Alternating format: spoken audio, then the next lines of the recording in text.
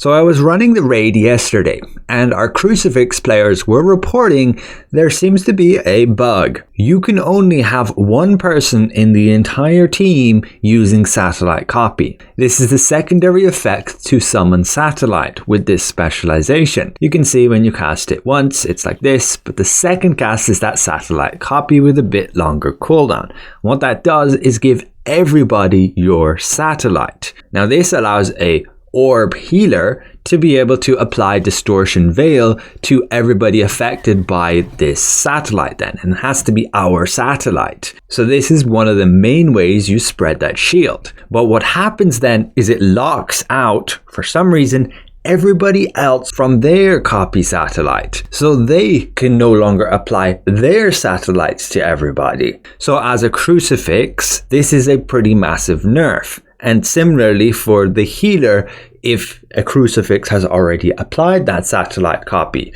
then you're kind of screwed because you can no longer apply the shield to everybody. Without this Satellite Copy working for you as a Crucifix, you will miss out on all of those extra Stellar Dash hits, which is 5 more hits due to having 5 teammates you could otherwise apply this satellite to normally.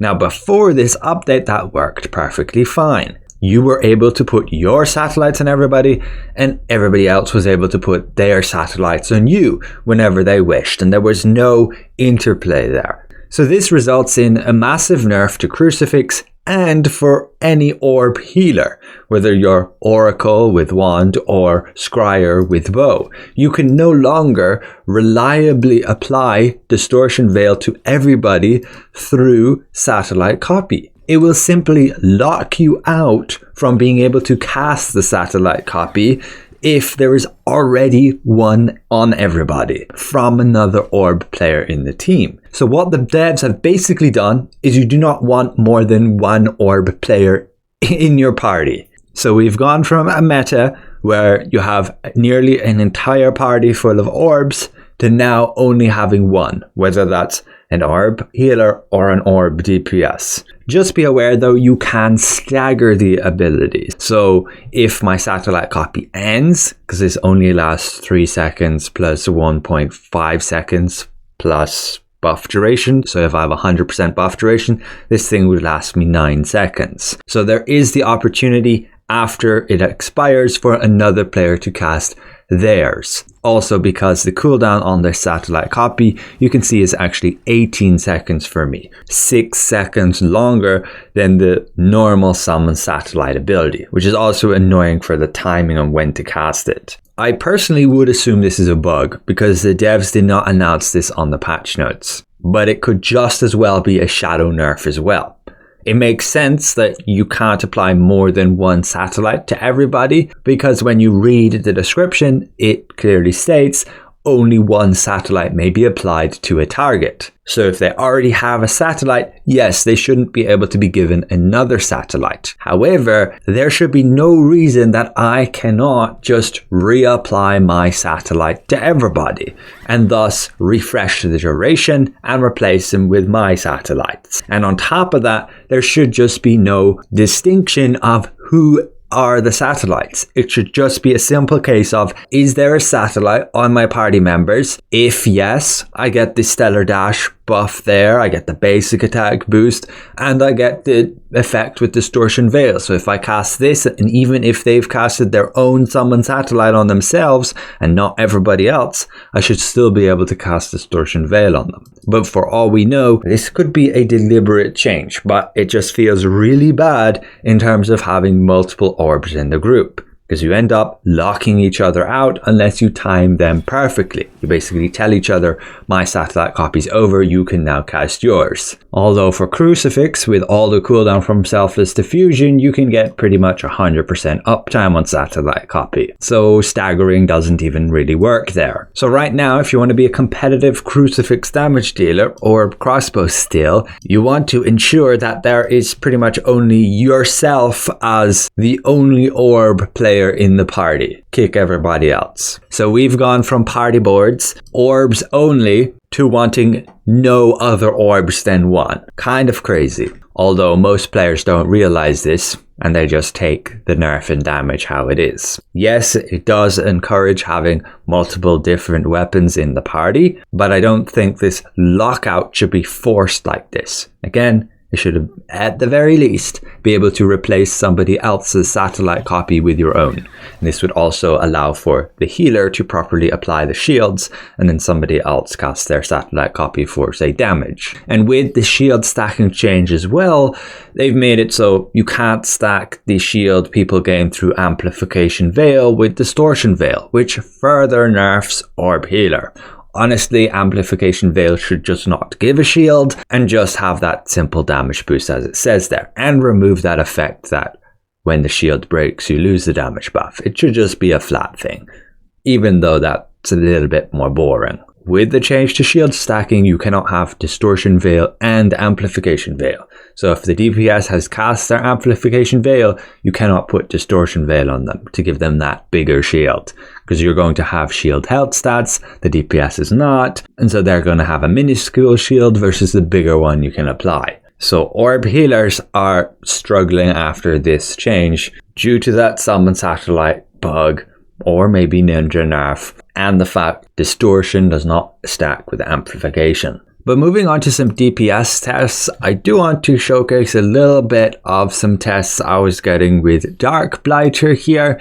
It's actually been improved quite a bit. I especially wanted to test it as an alternative to Fury, because now that Fury is capped with the detonation mark, it means you're barely gaining any damage from crossbow. The main benefit is just your selfless diffusion for the extra cooldown, but perhaps Dagger can make up that difference with all those extra hits it can provide and the poisons. But unfortunately, you can see the tests here, we weren't getting much better than 37 seconds as our DPS output. I did do some build improvements, so we went from like 50 seconds, 45 seconds, all the way down to, yes, 37 seconds, just switching up some skills. And what I found is actually less is more. Not filling your entire bar with skills and then spamming as many skills as possible. It was actually better to leave some out and leave some extra cast time for Corrupting Hit to trigger, at least while I was using Curse Explosion. So yeah, Darkblighter is quite a bit more viable, but I still don't see much point in playing it over Fury. Fury is still good. I'm getting DPS results as low as 24 seconds here, with the average about 30 seconds. Again, that's 30 seconds to deal 5 million damage on average.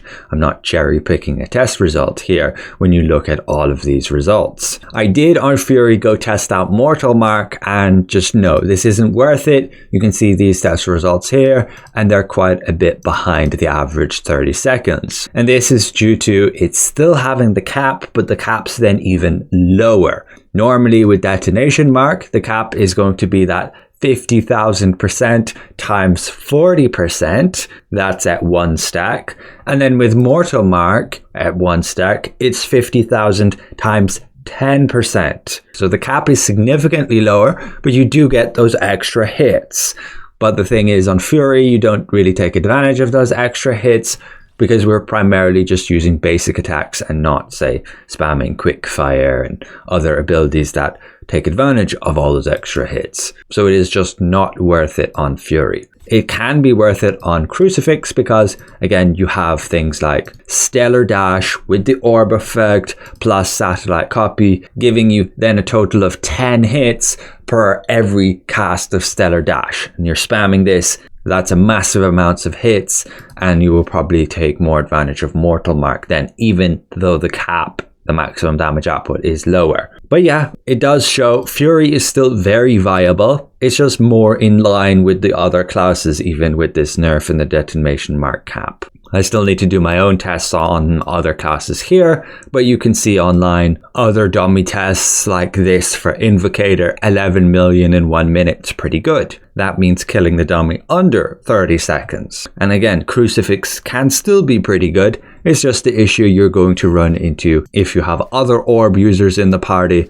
Only one of you can take advantage of Satellite Copy unless you properly stagger them. And even then, staggering doesn't work when you have all that cooldown from Selfless Diffusion, and you can have near enough 100% uptime on Satellite Copy. So without Satellite Copy working properly, you've gone from 10 hits with Stellar Dash to now just 5, which is just a massive nerf. So it is in your best interests to make sure you are the only Orb player in the party, which is just crazy, going from a meta with pretty much everybody playing Crucifix to now only 1 per 6 players. But overall, hopefully this was some insightful. A special thank you again to all these channel members for your added support, and we'll see you guys around.